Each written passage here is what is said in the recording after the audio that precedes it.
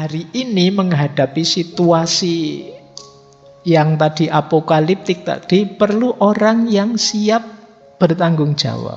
Meskipun mungkin dia agak pahit, dia agak sulit sekarang, dia agak tidak nyaman sekarang, tidak apa-apalah. Yang penting anak cucu besok ini terjamin hidupnya.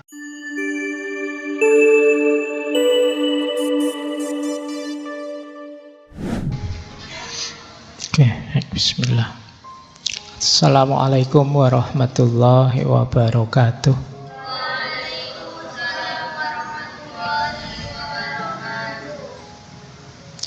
Bismillahirrahmanirrahim.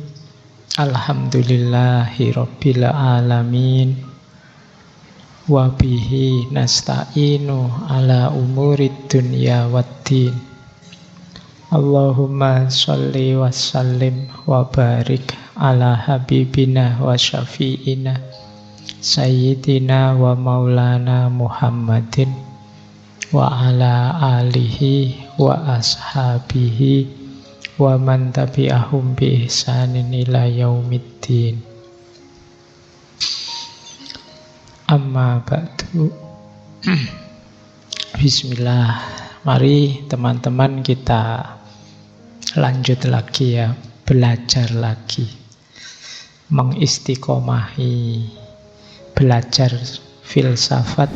Nah, itu ada kalimat dari bukunya Hans Jonas yang saya kutip.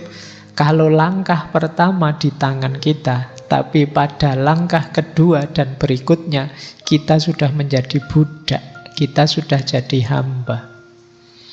Algoritma kita itu setengahnya adalah algoritma teknologi yang kita ciptakan. Gaya hidup kita mengikuti fasilitas teknologi yang kita miliki. Nah, ini jadi itu kan teknologi kita yang menciptakan. Awalnya iya, tapi selanjutnya dia yang ngatur kita. Jadi awalnya kita pencipta, tapi selanjutnya kita adalah hamba. Kita yang diperbudak. Jadi baik, ngaji ini saja, coba bayangkan ya, laptopnya ndak ada sehingga ndak ada slide, ndak ada teknologi kan. Terus mikrofonnya ndak ada, ini kan juga teknologi. Ngaji ini minus teknologi bubar. Kalian dengarkan saya ngomong, itu suaraku paling 3 langkah ke depan, orang keempat ndak dengar sudah.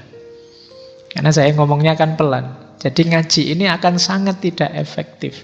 Berarti apa? Menyesuaikan ngaji, menyesuaikan dengan teknologi. Jadi pada akhirnya yo kita penciptanya dan kita hambanya. Kamu boleh setelah ini pulang terus coba hidupmu dikurangi teknologinya, minus teknologi. Sejak jam tangan itu kan teknologi, laptopmu teknologi, gadgetmu teknologi, sanyo di rumahmu, kulkas, dispenser apa, coba itu minus. Kalian tanpa itu semua, jadi apa kalian? Itu saya tidak jamin kamu bisa tiap hari ngamuk-ngamuk, marah-marah mesti. Nah, jadi ternyata kita itu sudah jadi hamba. Dan diramalkan oleh Hans Jonas, kita menuju malapetaka universal apabila kita membiarkan dinamika sekarang berlangsung terus. Ini sederhananya kata Hans Jonas, kita harus tahu remnya. Iya, manusia itu pinter, bisa bikin teknologi canggih, secanggih apapun yang dia inginkan. Tapi dia harus tahu kapan direm, kapan harus berhenti. Hari ini mungkin bahkan banyak orang yang ngapain sih repot-repot menikah? Kenapa? Ada teknologi yang bisa menggantikan fungsi-fungsi yang dikejar orang dalam pernikahan. Nah, saya kapan itu baca teknologi boneka terbaru. Nggak enak ngomongnya ya. Tapi bisa begitu. Sekarang mulai ada tren orang, alah ngapain repot-repot sama orang, sama boneka saja aman.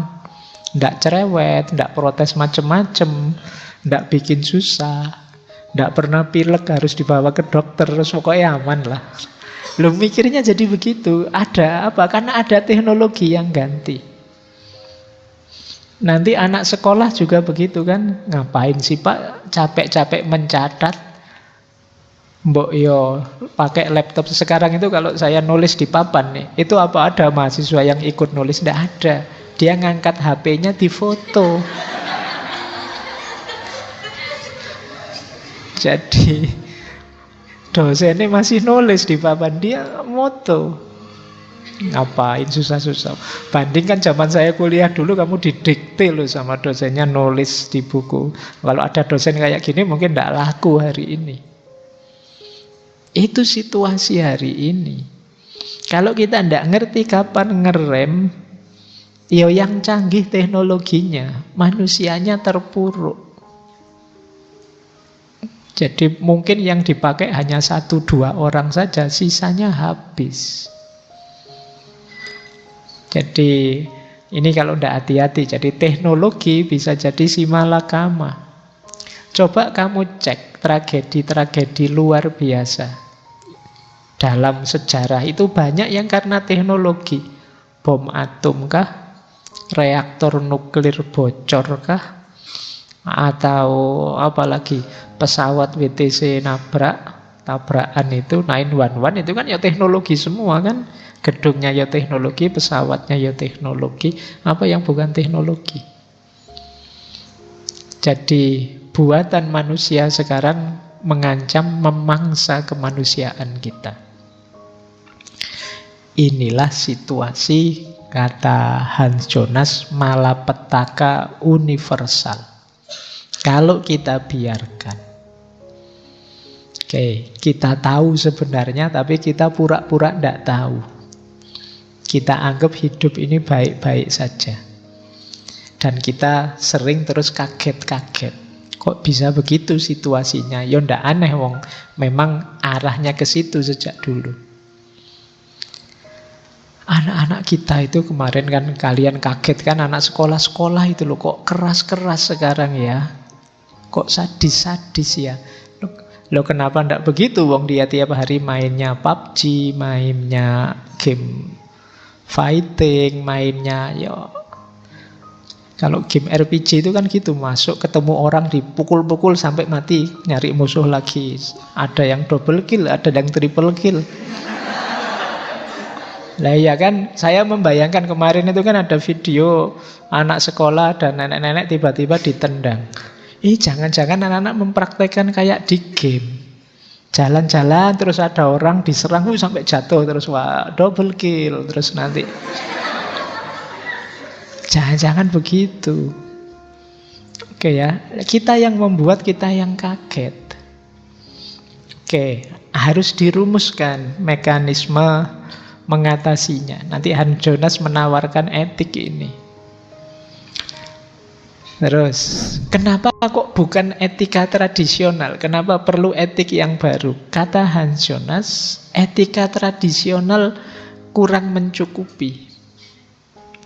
Etika tradisional itu gayanya 3, kata Hans Jonas. Kalau tidak berdasarkan niat baik, ya berdasarkan perbuatan baik, atau berdasarkan kebahagiaan untuk manusia, sebagian besar manusia. Etik itu kan ada virtu etik, ada deontologis etik, ada utilitarian etik. Virtu etik, etika kebijaksanaan ya motif baik jadi kunci kan. Orang baik itu yang orang niatnya baik, saya ingin melakukan kebaikan. Dan saya manusia biasa, tidak menguasai hasilnya, jadi ya sebisa saya saja. Atau prinsip baik, perbuatan baik, jujur mesti baik, orang harus jujur. Kemudian amanah mesti baik, orang harus amanah. Dan lain sebagainya. Ini gaya prinsip. Padahal mungkin dalam kasus tertentu nanti kalau yang begini jangan jujur dulu, ada dampak luar biasa di depan. Nah ini orang tidak perhatian itu. Kalau prinsip itu ya pokoknya ini mesti baik, atau kebahagiaan untuk banyak orang. Teller tidak masalah asal sebagian besar orang seneng dengan teller itu.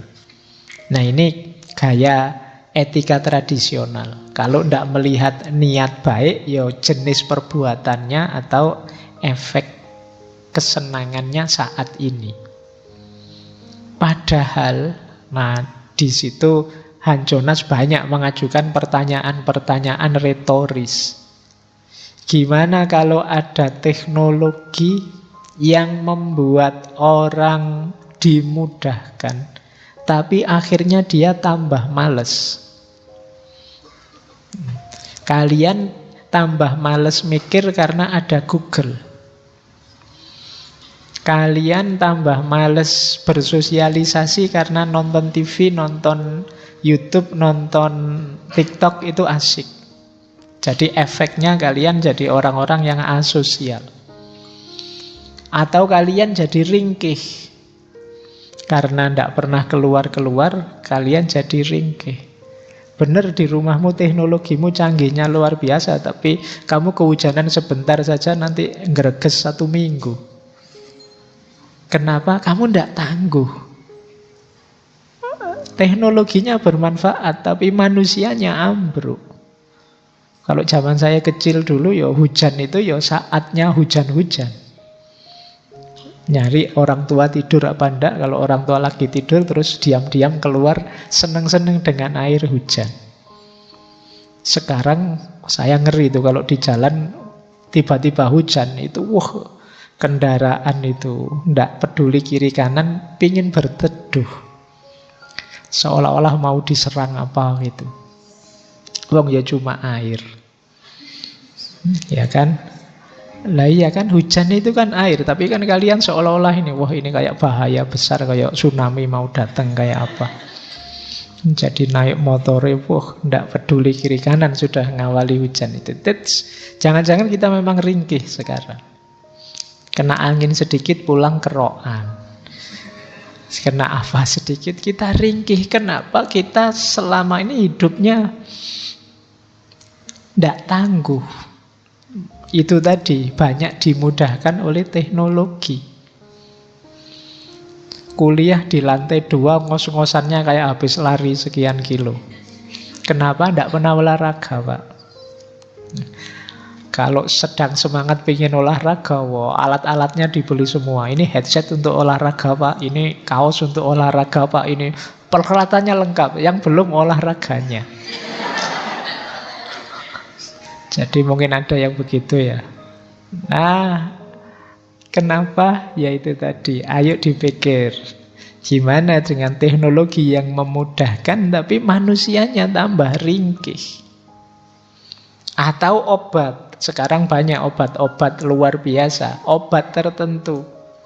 Penyakit ini sih sembuh, tapi dalam jangka panjang ada penyakit yang lebih berbahaya, yang lebih mematikan karena obat ini. Nah, itu kan teknologi juga. Atau misalnya kayak etik hak tadi. Loh, ini kan tanah-tanahku, mau tak pakai bangun apa saja terserah aku. Akhirnya dia bangun pabrik, tapi terus pabriknya merusak ekosistem dalam jangka panjang. Ini terus gimana menyikapinya? Gimana kita seneng-seneng hari ini, tapi generasi masa depan pontang-panting. Kita seneng-seneng buang sampah sembarangan, tidak masalah. Nanti kalau begitu, kalau sekedar mampet tidak masalah. Tapi kemudian air tercemar, tanah tercemar, generasi yang akan datang tidak bisa sama sekali menikmati air kita, terus gimana? Nah, kita tidak pernah mikir sampai ke situ. Maka etik tradisional, kata Han Jonas, tidak cukup. Etik tradisional itu mikirnya saya baik sekarang, tapi tidak melihat efeknya nanti untuk generasi yang akan datang gimana. Nah, makanya dia mengusulkan etik yang jenisnya masa depan, yang dikenal nanti sebagai etika masa depan. Jadi ini kita kenali dulu ya jenis etik tadi biar teman-teman tidak bingung. Jadi ada etik itu namanya etika niat baik, ada etik itu namanya etika tanggung jawab. Kalau etik niat baik ya mungkin yang kita pelajari selama ini. Jadi orang itu baik ya kalau kehendaknya baik, sesuai dengan norma, sesuai dengan aturan. Nah ini namanya etika niat baik. Yang saya lakukan ini Pak sudah cocok dengan dalilnya Pak. Sudah sesuai dengan budaya adat tradisi kita. Sudah selaras dengan nilai-nilai yang di sini dipegangi. Ini namanya etika niat baik. Jadi berangkatnya dari prinsip-prinsip. Bukan berarti keliru, tidak berarti salah. Tapi nanti dalam banyak kasus kita perlu etika tanggung jawab. Jadi etika tanggung jawab itu fokus pada efek dan tujuan yang harus kita pedulikan. Termasuk tujuan-tujuan di masa depan. Kan kita sering sebenarnya secara tidak sadar menggunakan etika tanggung jawab ini. Misalnya ya, kalau saya kecil dulu, kalau saya minta apa-apa sama ibu saya di warung, mau dibeliin itu, terus ibu bilang tidak punya uang. Atau kadang-kadang itu tidak dijual. Ya kan? Itu kan bohong sebenarnya. Tapi ini kan jawaban memikirkan efek jangka panjang, karena kalau ditolak mentah-mentah, itu kan sederhananya, aku tidak mau membelikanmu itu. Jujurnya kan itu sebenarnya. Uang ada lah, itu jelas dijual. Tapi ngapain aku beliin kamu ini? Kan itu kasarnya begitu. Tapi kalau sangat jujur ngomong begitu, bisa patah hatinya anak. Wah ternyata ibu tidak peduli lagi padaku. Itu kalau anak kecil bisa patah hati beneran.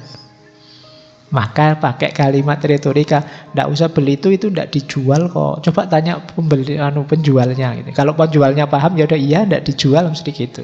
Kecuali penjualnya trik. Oh dijual kok itu katanya siapa? Oh, ya kasihan orang tuanya sudah. Ini sebenarnya jenis etika masa depan, berpikir ke depan. Jadi ada hal kecil yang ini tidak terlalu penting, demi yang lebih penting, maka yang kecil ini dikorbankan. Ini namanya etika tanggung jawab. Nah, termasuk kesenangan kita hari ini, tidak masalah, tidak kita nikmati sepenuhnya karena mikir yang di depan. Betul. Yo, seperti bapak kalau pas lagi ada acara kenduri atau apa, kan sama bapak nasinya tidak dimakan di tempat. Padahal bisa itu dimakan di tempat, tapi dibawa pulang. Itu kan mikir generasi mudanya, mikir generasi selanjutnya, mikir anak-anaknya biar makan enak. Aku tidak makan enak tidak apa-apa, meskipun aku yang capek, aku yang baca tahlil, aku yang tidak apa-apalah.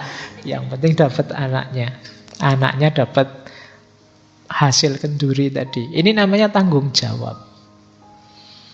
Jadi hari ini menghadapi situasi yang tadi apokaliptik tadi, perlu orang yang siap bertanggung jawab. Meskipun mungkin dia agak pahit, dia agak sulit sekarang, dia agak tidak nyaman sekarang, tidak apa-apalah. Yang penting anak cucu besok ini terjamin hidupnya. Ini namanya etika tanggung jawab. Gitu loh. Nah kan sekarang banyak kan orang misalnya posting apa itu yang merusak. Dia tidak mikir, mungkin hari ini orang paham konteksnya, tapi ke depan kalau ini terus-terusan berkembang, ya anak-anak kita yang akan menikmati panennya, panen rusaknya. Oke, jadi inilah dua jenis etik. Yang satu lurus seperti yang kita pahami selama ini, yang itu namanya etika niat baik. Ini gaya banyak etika tradisional selama ini. Yang kedua, etika tanggung jawab. Yang ini tidak mikir bahwa aku saja yang harus selamat, aku saja yang harus jadi orang baik, aku saja yang harus jadi hidup nyaman dan senang, tapi juga mikir ke depan. Ikut bertanggung jawab terhadap anak cucu, terhadap generasi yang akan datang. Ini namanya etika tanggung jawab. Baik, ini teori ini sebenarnya dari Max Weber. Ada etika baik, ada etika tanggung jawab. Nah, terus ada 2 prinsip yang dipakai itu. Warnanya kontrasnya jelek. Semoga teman-teman bisa baca. 2 prinsip yang dipakai oleh Hans Jonas untuk menjelaskan nanti teori etiknya. Yang pertama prinsipnya apa? Manusia itu tidak berhak untuk menghancurkan dirinya, membunuh dirinya. Prinsip kedua, umat manusia itu wajib ada. Nanti ada penjelasannya. Jadi manusia itu harus ada, dia tidak boleh melakukan apapun yang konotasinya adalah membunuh diri, menghancurkan diri. Tidak boleh kita, alah biar saja Pak, biar rusak-rusak sekalian manusia itu, biar hancur sekalian manusia itu, tidak boleh. Karena manusia itu nanti jadi kuncinya di alam semesta ini. Jadi prinsip dasarnya manusia tidak boleh menghancurkan dirinya, dia harus tetap ada. Karena perannya manusia dalam hidup ini vital. Maka hindarilah diksi-diksi pikiran-pikiran yang mengarah pada penghancuran secara sengaja. Biar sajalah Pak, hancur. Wong Yos Indonesia sudah kayak gini, biar hancur sekalian, total habis sekalian. Ngapain sih dipertahan-tahankan? Nah, jangan sampai begitu. Kita itu sudah rusak Pak, sudah tidak mungkin lagi diperbaiki. Ditunggu saja sampai benar-benar hancur. Tidak lama kok itu, tidak usah capek-capek diurusi misalnya. Kan banyak kemarin-kemarin ini diksi-diksi semacam ini. Jadi pandangan-pandangan putus asa. Tidak, kata Hans Jonas, tidak boleh. Sesuram apapun situasi kita, tidak boleh kita secara sengaja menghancurkan diri. Karena manusia itu penting, manusia itu vital perannya di muka bumi ini.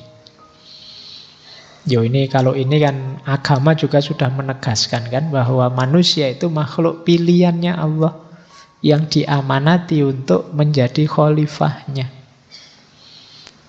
Jadi tidak boleh secara sengaja dia menghancurkan dirinya. Wong bunuh diri sendirian saja tidak boleh, apalagi bareng-bareng menghancurkan peradaban. Bahwa setelah berusaha mati-matian kok tetap hancur, tetap kiamatnya datang ya, wallahu a'lam. Tapi tidak boleh secara sengaja kita hancurkan sendiri. Oke, selalu kita harus berpikir perbaikannya. Nah, ini 2 prinsip yang dipegangi oleh Hans Jonas. Saya lanjut. Nah, ini loh. Tanggung jawab karena terpanggil. Jadi, kenapa sih kok kita harus bertanggung jawab pada masa depan? Karena terpanggil. Terpanggil itu ya, tidak ada yang manggil, tapi terpanggil. Kayak kalian misalnya lihat saya di depan kok batuk. Terus sampean yang bawa tisu terpanggil, tak kasih tisu Pak Faiz biar batuknya bisa. Nah, ini namanya terpanggil. Saya tidak minta, tapi terpanggil. Ilustrasi dari Jonas, kayak kita begitu lihat bayi baru lahir. Melihat bayi baru lahir itu kan kita terpanggil untuk melindungi, menolong, mendampingi sampai dia besar. Anak ini harus sampai besar jadi orang yang berguna bagi nusa, bangsa, agama. Kalau ditanya kan begitu. Kenapa? Itu namanya keterpanggilan. Ini mirip dengan etika tanggung jawab minggu lalu. Itu kan dasarnya juga terpanggil. Begitu orang hadir di depanku, aku terpanggil untuk merespon, melayani dia. Nah, ini orangnya generasi yang akan datang. Jadi kesadaran keterpanggilan. Yo kayak zaman dulu simbah-simbah kita waktu berjuang mempertahankan negara, melawan penjajah, itu kan juga jenis keterpanggilan. Mereka tidak dapat SK atau diberi SK oleh presiden harus berjuang, tidak ada. Tidak ada surat tugasnya. Tidak ada perintah dari Pak Lurah juga, tapi terpanggil demi masa depan anak cucunya biar bisa merdeka. Bebas menikmati alam Indonesia yang luar biasa. Meskipun anak cucunya terus ya kurang ajar, ngerusak-ngerusak tadi.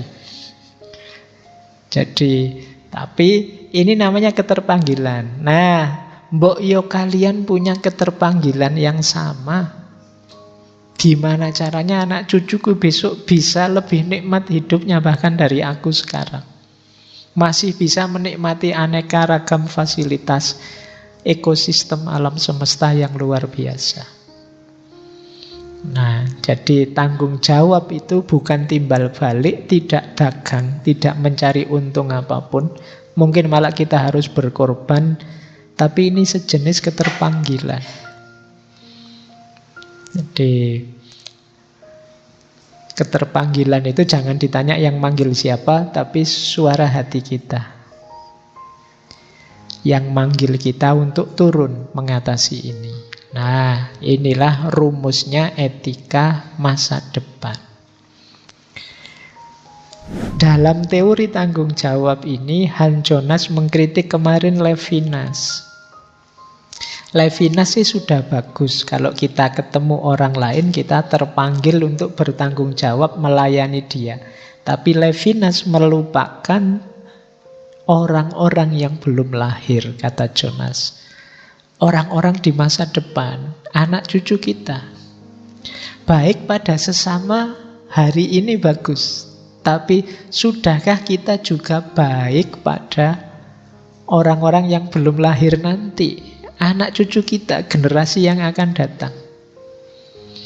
Berarti apa? Ya kita siapkan mereka. Kita sediakan fasilitas untuk mereka bisa hidup dengan nyaman, dengan nikmat. Tidak sekedar baik dengan orang-orang hari ini. Nanti kadang-kadang dalam rangka baik dengan sesama hari ini, kelakuan kita malah menghabiskan sumber daya. Sehingga orang-orang di masa depan tidak kebagian. Ini juga tidak etis, kata Jonas. Jadi ini bedanya tanggung jawab di Levinas dengan tanggung jawab di Jonas. Kalau di Levinas tanggung jawab itu ya baik pada sesama. Kalau di Hans Jonas tanggung jawab itu ya baik pada tidak hanya sesama tapi generasi orang-orang yang akan datang. Ini definisi tentang kebaikan yang berbeda. Baik. Nah, itu ada quotes-nya dari Jonas. Tanggung jawab itu adalah keharusan mendasar dalam peradaban modern. Dan itu harus jadi kriteria yang tidak dapat dihindari untuk mengukur dan menilai tindakan manusia, termasuk tindakan atau kegiatan pembangunan. Jadi sekarang kriteria moral itu, kalian selama ini sudah punya banyak kriteria moral dari berbagai sumber, dari agama, dari budaya, dari masyarakat, dari kelompokmu, organisasimu. Kalau versinya Jonas, tambah satu lagi kriteria, yaitu kelestarian di masa depan. Ketika mau melakukan sesuatu, tanyakan lagi, yang saya lakukan ini mengancam kelestarian manusia dan lingkungan di masa depan atau tidak. Jadi kriteria tindakan sekarang harus tambah satu, katanya Jonas. Yaitu tadi, kepedulian pada masa depan. Ini benar sih, ini bagus sih. Tapi kalau kita melakukan ini, apa anak cucu kita tidak terancam nanti? Ini memang hak kita sih, uang-uang kita, untuk menggali sumber daya semampu kita. Tapi kalau kita boroskan sampai habis, apa kita tidak berdosa pada anak cucu kita? Nah, ini namanya kriteria pertanyaan-pertanyaan yang peduli dengan masa depan. Baik. Nah, di teorinya Jonas nanti juga ada 2 jenis tanggung jawab. Ada tanggung jawab model orang tua, ada tanggung jawab model negarawan. Tanggung jawab model orang tua itu sifatnya alamiah, konkret, dekat, akrab. Kalau negarawan tidak. Negarawan itu tanggung jawabnya buatan, abstrak, tidak akrab. Ini 2 jenis tanggung jawab. Jadi yang satu alami begitu saja muncul, orang tua itu kan terpanggil begitu saja. Jadi orang tua itu tidak perlu belajar gimana ya saya bisa sayang sama anak-anakku. Otomatis saja begitu punya anak langsung sayang. Kalian tidak perlu kursus parenting untuk menumbuhkan rasa sayang pada anak. Ya kalau caranya menyayangi yang baik bisa kursus, tapi rasa sayang itu otomatis muncul. Itu yang disebut alami. Kalian begitu punya anak pasti terpanggil untuk bertanggung jawab pada anak itu. Yang normal ya, karena ada juga orang yang tidak normal. Kan ada yang tidak normal itu baru lahir terus dicekek terus dibuang. Ada yang begitu, itu sudah tidak normal. Yang normal itu punya anak pasti langsung punya rasa sayang pada anak. Ini ikatan alamiah. Beda dengan negarawan. Kalau negarawan itu sayangnya pada negaranya itu sifatnya abstrak.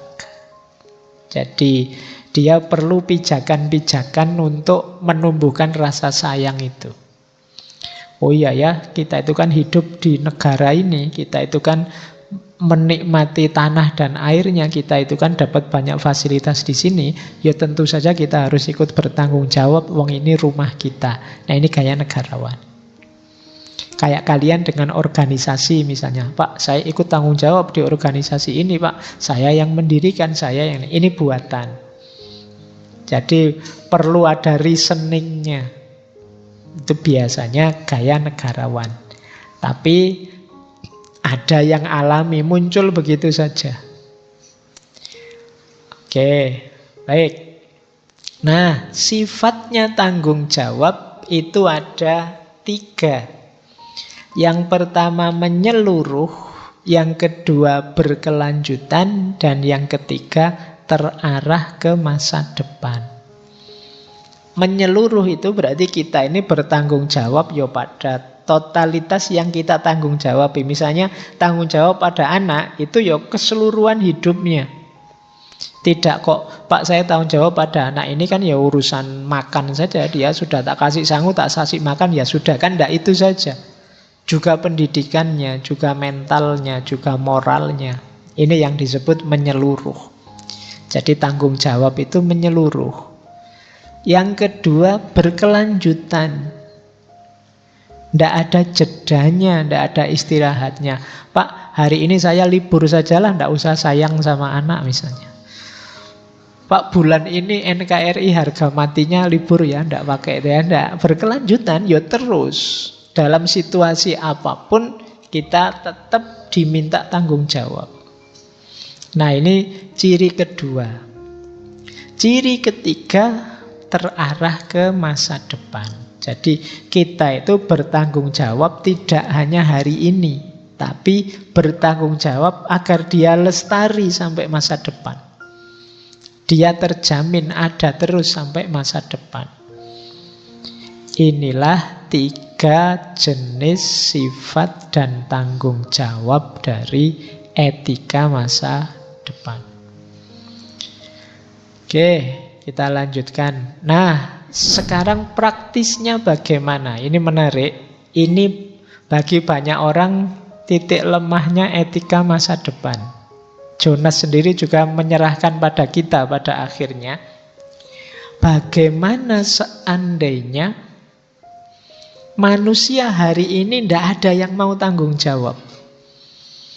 Kalau semua orang tidak ada yang mau berkorban untuk masa depan, apakah kita masih tetap mau demokrasi? Kalau demokrasi itu kan ya memang haknya mereka, Pak, tidak mau tanggung jawab. Memang orangnya memang belum ada di masa depan. Nah, akhirnya kata Jonas apa? Kalau begitu mungkin perlu satu benevolent dictatorship. Benevolent dictatorship itu diktator yang baik hati tapi. Diktator yang baik. Diktator itu kan memaksa, tapi ini baik dia. Dipaksa ke arah kebaikan. Jadi ada kata Jonas, kalau bisa di masyarakat, kalau sulit orangnya tidak sadar semua, Pak, sekedar buang sampah sembarangan saja, strategi apapun tidak mempan, Pak. Barang siapa buang sampah, denda 50 juta, ya tetap dibuang sampah sembarangan. Barang siapa buang sampah begini, taruhannya nyawa, saya baca di mana itu, ya tetap buang sampah sembarangan. Sulit, Pak, ini menghadapinya. Ya sudah, kata Jonas, kalau di masyarakat ada satu elit khusus yang tugasnya memaksa. Jadi memaksa orang dengan aspek kelestarian ini. Jadi mungkin karena memaksa itu berarti ada hukumnya, tapi ada istilah diktatorshipnya. Diktatorship itu dia punya kuasa. Mungkin menghukum di tempat atau apa, kan istilahnya diktatorship. Jadi memaksa tapi untuk kebaikan. Nah, ini nanti ada yang mengkritik Jonas di sini. Jadi karena manusia hari ini itu kan senangnya dengan demokrasi. Haknya manusia dong. Kalau memang milikku mau apa? Kayak tadi loh. Ini tanah-tanahku, tak bangun apa kan suka-suka aku. Tak bikin apa suka-suka aku. Wong ini uang-uangku. Itu kan gayanya demokrasi. Maka kata Jonas, kalau memang sulit, bikin saja pasukan khusus, pasukan elit untuk benevolent dictatorship, yang bisa memaksa kita melakukan kebaikan. Wong manusia itu kadang-kadang memang harus dipaksa. Kalau disuruh sadar sendiri, saya tunggu dia sadar, Pak, lama. Tidak sadar-sadar, kadang-kadang sudah mengalami macam-macam, ya tetap tidak sadar. Ya pernah sadar sebentar tapi lupa lagi. Kalau sudah kena kepentingan, kena uang, kena itu biasanya lupa lagi sudah. Maka boleh ada benevolent dictatorship, kata Jonas. Meskipun nanti banyak yang mengkritik. Dan Jonas sendiri bilang, bagaimana mekanismenya, sejauh mana kekuasaannya, ya silahkan dirumuskan sendiri-sendiri. Saya tidak tahu, ya sesuai lokal tempatnya masing-masing. Tapi yang penting pesannya Jonas jelas, bahwa ini penting loh. Mungkin kelihatannya idealis, tapi kalau kita tidak peduli ini, ya nanti memang apokaliptik, situasi kiamat yang akan kita hadapi, ya situasi yang kita ciptakan sendiri, kelakuan kita sendiri. Jadi termasuk efek-efek teknologi tadi. Ya kalau ada perilaku teknologi, efek dari teknologi yang merusak hidup manusia, termasuk merusak generasi yang akan datang, yuk kita harus berani memaksa agar tidak ke sana. Makanya kalian jangan protes kalau situs-situs kesayanganmu diblokiri oleh Menkominfo. Sendak apa-apa lah, itu mungkin pertimbangan masa depan. Jadi ikuti rumusnya Jonas ini. Terpanggillah untuk ikut bertanggung jawab. Karena ini hubungannya dengan generasi. Baik, terakhir ini ada quote dari Jonas. Kata dia, bagi kita semua, pengetahuan bahwa kita hari ini ada, tetapi singkat saja, dalam batas waktu yang tidak bisa kita nego sesuai keinginan kita.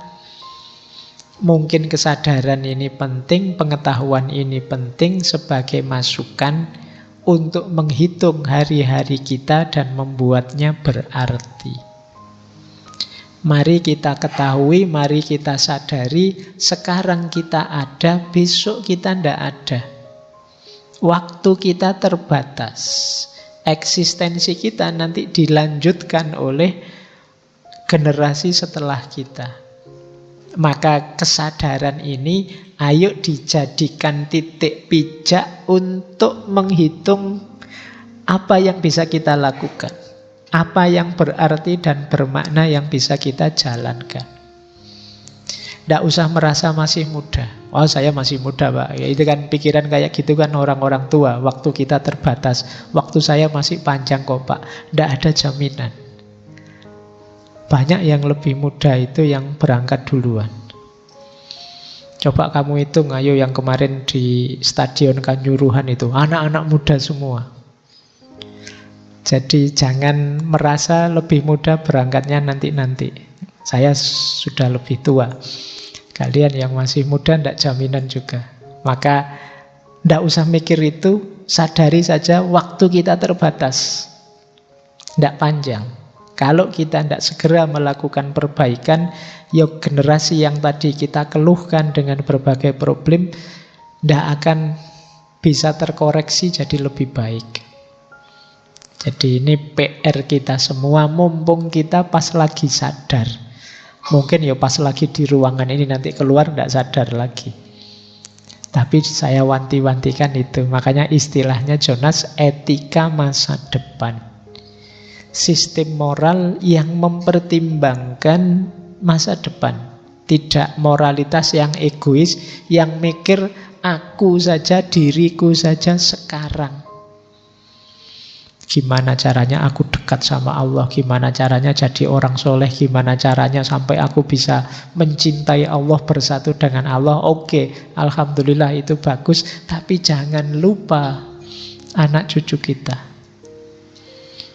Jangan tidak peduli sama mereka, karena mereka pun hakikatnya titipan Allah yang diamanatkan pada kita, bagian dari tanggung jawab kekhalifahan kita.